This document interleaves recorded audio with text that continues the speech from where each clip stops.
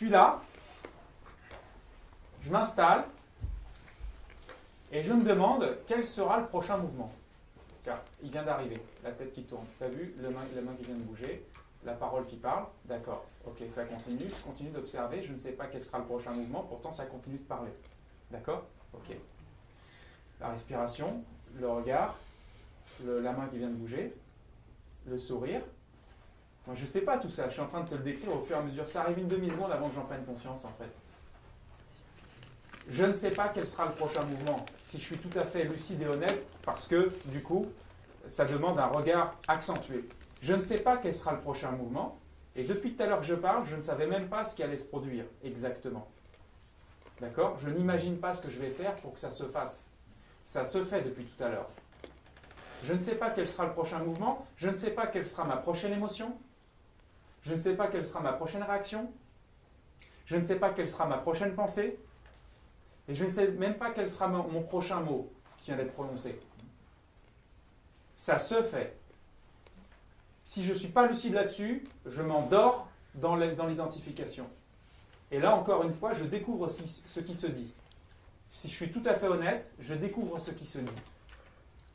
C'est ce que j'appellerais être sur le fil du funambule, parce que être sur ce point d'équilibre, c'est un peu comme un funambule qui est sur un fil. Il faut rester sur ce point d'équilibre. C'est-à-dire qu'il faut rester sur ce niveau d'attention. Tout se fait naturellement. Tout est conditionné par la partie mentale. Celui qui croit qu'il est en train de décider ce qu'il mange au restaurant se trompe.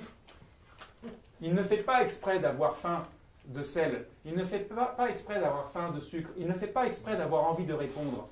Il ne fait pas exprès de ne pas avoir envie de répondre. Il ne fait pas exprès d'être triste. Il ne fait pas exprès d'être heureux.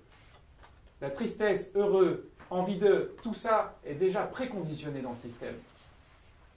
Et tu ne peux percevoir ça que si tu te places sur le point zéro d'équilibre. Je ne te dis même pas que c'est forcément le point zéro total. C'est le point zéro d'équilibre. C'est le début du point zéro. Et là, tu deviens témoin de l'expérience qui se fait d'elle-même. À quoi peux-tu t'identifier à ce moment-là? Ça se fait tout seul.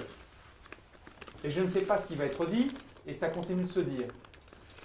Et vous êtes là, et tout se fait, tout se coordonne. Tout se fait comme dans un état de flow en direct. C'est comme si, grâce à ça, tu te mets dans ce qu'on appelle l'état de flow. Mais c'est plus que ça. Parce que dans l'état de flow, le gars peut s'identifier à son corps, peut s'identifier à tout ça. Il peut ne pas avoir encore fait péter les boulons de cette identification, tellement ça paraîtrait fou d'y penser. Donc il y a tellement des choses qui sont folles de penser qu'on n'ose même pas les penser, qu'on n'ose même pas les envisager, ni même les regarder. On ne veut même pas les voir, tellement on croit que ce n'est pas possible. Sauf que là, on laisse tomber tout ça. Vous êtes en train d'observer votre corps, vous ne savez pas quelle sera la prochaine réaction, et moi non plus. Prochaine réaction, prochaine pensée, prochaine émotion, prochain mouvement.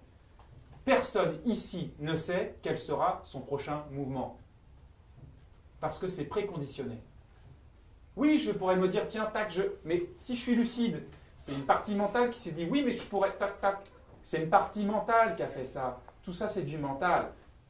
Je suis en amont de ça. Je suis le témoin de ce système automatique. Des fois, je me prends pour ce système automatique, c'est vrai.